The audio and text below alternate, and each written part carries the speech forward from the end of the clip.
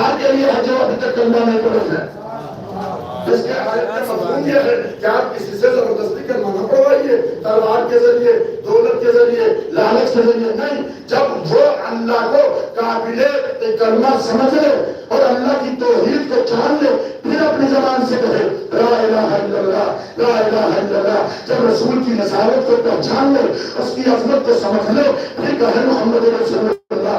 جب علی کی ولایت کی معرفت ہو جائے، پھر اپنی زبان سے کہے ولی اللہ. اور جب یہ کلمے پڑھ لے گا تو اب اس کو یہ حکم ریاض کی اجازت نہیں کہ اپنی زبان سے کہہ کر نماز سے بچنے کی کوشش کرے، روزے سے بچنے کی کوشش کرے، حجاب سے بچنے کی کوشش کرے. نہیں، جب تک کلمہ نہیں پڑھا تھا نہ نماز واجب تھی، نہ روزہ واجب تھا، نہ حج واجب تھا. جیسے ہی کلمہ پڑھا تو اب دار اسلام میں تمام ضرورتیں تم پر واجب ہو گئے.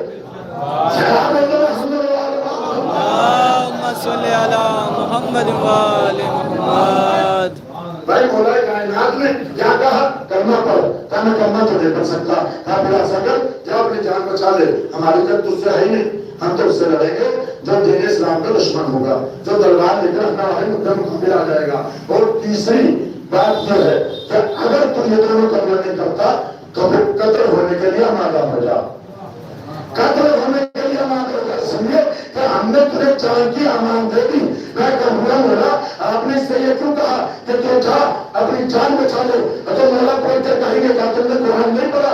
اللہ کسی کی جان کا لینے کا حکم نہیں دیتا جب تک وہ خود تم پر حملہ نہ کرو، جب تک وہ خود تمہارے لیے خطرناک نہ ثابت ہو، جب تک تم اس کا قتل نہیں کر سکتے. تو مولا نے پہلی کلمے کی دعوت دی، کلمہ نہیں پڑتا تو جان بچا کر چلو جا. لیکن ہمارا سوال ہے محمد اللہم صلی علی محمد وآل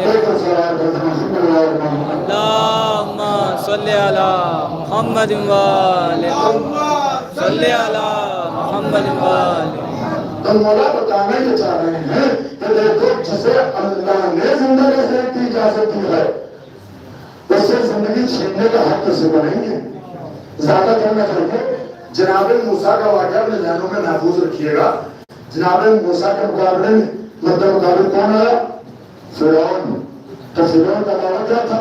میں خدا ہوں، میں اللہ ہوں، میں خالق کائنات ہوں، میں رب ہوں، مجھے رب مانو، مجھے خدا مانو. تو ایک مرتبہ جناب موسیٰ نے اللہ کی بارگاہ میں ہاتھوں کو بلند کر کے کہا پروردگار تیرے مجھے مقابلہ آ رہا ہے، اپنے آپ کو رب کر رہا ہے، اپنے آپ کو خدا کہہ رہا ہے، تو تم ایسا کیوں نہیں کرتا کہ تو ہواؤں کو حکم دے کہ آکسیجن بن کر اس کے پھیپھڑوں میں داخل نہ ہو. تو پانی کو حکم کیوں نہیں دیتا کہ پانی اس کے حلق سے اترے ہی نہیں؟ تو غذا کو حکم کیوں نہیں دیتا کہ اس کے جسم کا جسم بنے ہی نہیں؟